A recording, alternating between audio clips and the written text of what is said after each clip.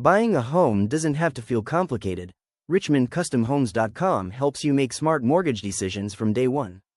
So how do construction loans work, step by step? First, you get pre-approved based on your credit, income, and overall budget, just like a traditional mortgage. Next, you choose your land and a licensed builder, and submit plans, timelines, and cost estimates to the lender. Once approved, the loan closes and construction begins. Instead of receiving all the money at once, funds are released in phases called draws as each stage of the build is completed. During construction, you typically make interest-only payments on the amount used. The lender may inspect the progress before releasing the next draw.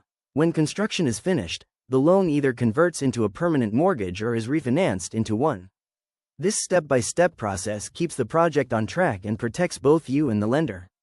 For more info, Dwayne Buziak, Mortgage Maestro, NMLS 1110647804-212-8663. Dwayne at coast2coastmall.com and visit richmondcustomhomes.com.